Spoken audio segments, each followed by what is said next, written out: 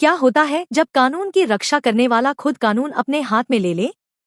क्या होगा जब एक ईमानदार आईएएस अधिकारी अपने ही परिवार को इंसाफ दिलाने के लिए खूंखार गुंडा बन जाए? और क्या होगा जब उसकी अपनी पत्नी आईपीएस की वर्दी पहनकर उसी के खिलाफ खड़ी हो जाए?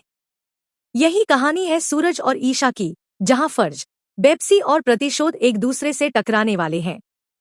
सूरज इस शहर का सबसे ईमानदार और उसूलों वाला आईएएस अधिकारी था। उसने हमेशा कानून पर भरोसा किया और हर फैसले में न्याय का साथ दिया। लेकिन उसकी यही ईमानदारी उसके परिवार के लिए सबसे बड़ी सजा बन गई। शहर का भ्रष्ट बिल्डर विजय, जो मंत्री और सत्ता के दम पर पूरे सिस्टम को अपनी जेब में रखता था, उसने सूरज के परिवार को खत्म करने की खतरनाक साजिश रच दी। इस साजिश में सूरज के बहनोई आरव की बेरहमी से हत्या कर दी गई, जबकि उसके पिता को इतनी बुरी तरह घायल किया गया कि वे कोमा में जिंदगी और मौत के बीच झूलने लगे। पूरा परिवार बिखर गया और सूरज के सामने सिर्फ दर्द, आंसू और बेपसी बची। लेकिन सूरज ने हार नहीं मानी। उसने कानून के हर दरवाजे पर दस्तक दी। पुलिस स्टेशन गया, अधिकारियों से मिला, अदालत का दरवाजा खटखटाया और मंत्री तक से न्याय की गुहार लगाई। लेकिन हर जगह उसे सिर्फ रिश्वतखोर अधिकारी, भ्रष्ट नेता और धमकियां ही मिली।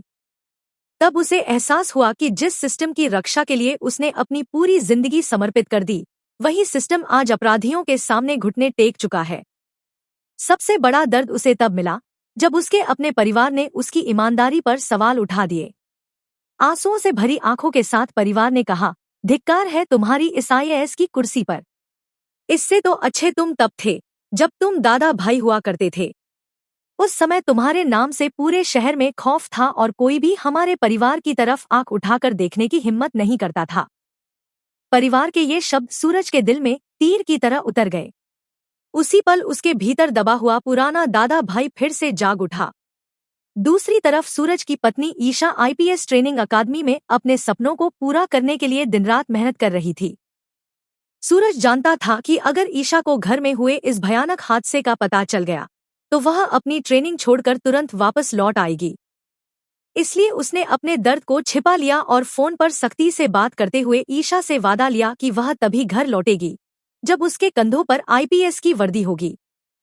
पति की इस कठोर बात को ईशा ने अपनी कमजोरी नहीं, बल्कि अपनी सबसे बड़ी ताकत बना लिया।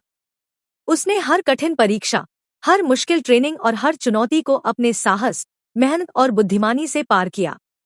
आखिरकार वह पूरे बैच की बेस्ट कैडेट बनी और गर्व के साथ आईपीएस अधिकारी की वर्दी पहन ली। इधर सूरज का सब्र पूरी तरह टूट चुका था। उसने फैसला कर लिया कि जब कानून अपराधियों को सजा नहीं दे सकता, तब वह खुद इंसाफ करेगा। उसने अपनी आईएएस की पहचान, अपनी सरकारी कुर्सी और अपना पद छोड़ दिया। वर्षों पहले जिस नाम से अपराधी कांपते थे, वही नाम एक बार फिर पूरे शहर में गूंज उठा, दादा भाई। हाथों में सोने की भारी अंगूठियां, आंखों में जलता हुआ गुस्सा और हाथ में लाठी लिए दादा भाई ने अपराधियों के खिलाफ अपना युद्ध शुरू कर दिया। उसका सिर्फ एक ही नियम था, गलत के साथ गलत और सही के साथ सही इंसाफ। जिसने उसके परिवार को दर्द दिया, अब वह किसी को नहीं छोड़ेगा। अब कहानी अपने सबसे बड़े मोड़ पर पहुंच चुकी है। एक तरफ दादा भाई अपने परिवार के दुश्मनों का अंत करने के मिशन पर निकल चुका है, तो दूसरी तरफ ईशा आईपीएस अधिकारी बनकर कानून की रक्षा करने वापस लौट रही है। लेकिन उसे अभी तक यह नहीं पता कि जिस अपराधी को पकड़ने की जिम्मेदारी उसे मिलने वाली है, वह कोई और नहीं बल्कि उसका अपना पति सूरज है। अब जब एक तरफ वर्दी का फर्ज होगा और दूसरी तरफ पति का प्यार, तब ईशा कौन सा रास्ता चुनेगी? क्या सूरज अपने प्रतिशोध की आग में सब कुछ खो देगा? क्या ईशा उसे फिर से कानून के रास्ते पर ला पाएगी? आखिर जब कानून की रक्षक पत्नी और कानून तोड़ने वाला पति आमने सामने होंगे, तब जीत किसकी होगी, फर्ज की या प्रतिशोध की? यही सवाल इस कहानी को और भी रोमांचक, भावुक और दिल दहला देने वाला बना देता है। अब आपकी बारी। अगर आपको लगता है कि सूरज ने अपने परिवार के लिए जो रास्ता चुना वह सही था, तो कमेंट में सूरज लिखिए। और अगर आपको लगता है कि ईशा कानून का साथ देकर सही करेगी, तो कमेंट में ईशा लिखिए। आपकी राय क्या है, नीचे जरूर बताइए। वीडियो पसंद आया हो तो लाइक करें, चैनल को सब्सक्राइब करें और बेल आइकन दबाना बिल्कुल न भूलें।